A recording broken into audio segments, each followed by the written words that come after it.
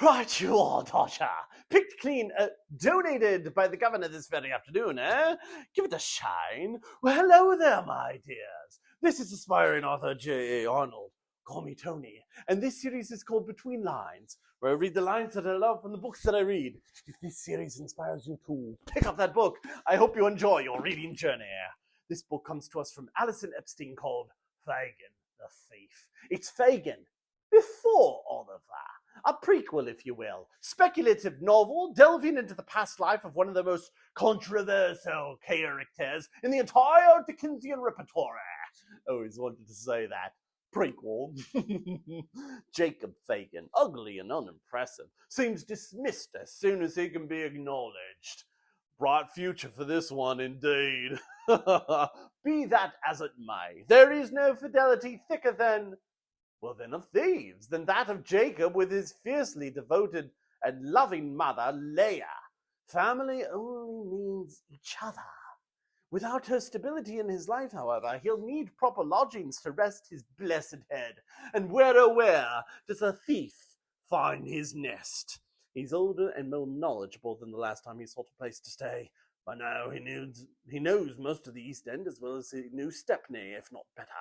He knows now where the lodging houses are so fine only a gentleman with 1,500 a year could pull together their weekly rent, and which landladies have unrealistic expectations for the conduct of their lodgers. He knows, too, where the rooms are so grim and crowded that he'd be better served taking his chances outdoors under the Adelphi arches with the rest of the thieves and orphans. And he knows, at least he thinks he knows, the sort of place that will suit him. Something will turn up. The sun has fully set again, and the nocturnal creatures of the neighborhood return to their rounds by the time his wandering takes him to Saffron Hill. It's a tight, tingled corner of Clerkenwell. Buildings rising so close on either side that looking at the sky feels like peering up from the bottom of a great pit. Ugh. Here and there, courtyards and byways jut like crooked teeth, revealing nests of houses out of the main way, so close one atop the other that they appear to hold one another up. A pair of men make their way up the hill, one shouting and the other scowling, but neither of them spare Jacob a glance as they pass. Here, it seems, a man can keep to himself. When he sees it, he stops dead, stands there, hands in his coat pockets for a full minute just to look at it. To anyone else, it's nothing. A half-crumbling two-story house in a minuscule court with boards hammered over its sagging doors and not a scrap of glass left in the windows. It's clearly abandoned, but he can guess the reason. Property laws have deemed it too squalid to rent. But it seems still relatively stable, so knocking it down and building something new would run against a significant expense. A pair of rats dart past Jacob's feet as he stands eyeing the door, chattering loudly and blatantly unafraid of him. If it's good enough for them, he thinks. Hello, you, Jacob says to the house. Ah, the dilapidated, beloved Bell Court in Saffron Hill. There never was a more fitting palace for these merry thieves.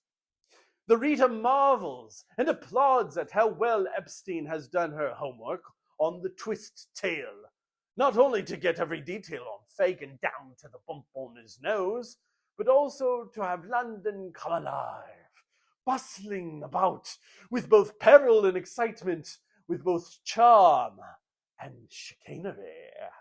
And one cannot help but compare and contrast Fagin's upbringing to that of Oliver's, or even that of the Artful Dodgers.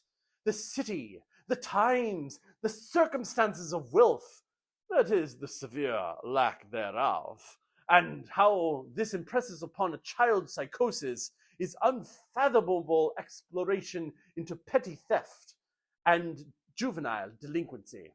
And yet, we want them to succeed, one pickpocket at a time, to rise from the charred smoke of soot-stained London, no matter what generation in which they toil, because it's all about survival when the odds are so clearly not in their favor. But what does it matter in the end? Nothing's going to change. He will always be what he is. This has been Fagin the Thief by Allison Epstein. Rely on no one but yourself. Everyone is out to betray you, one way or another. Happy reading!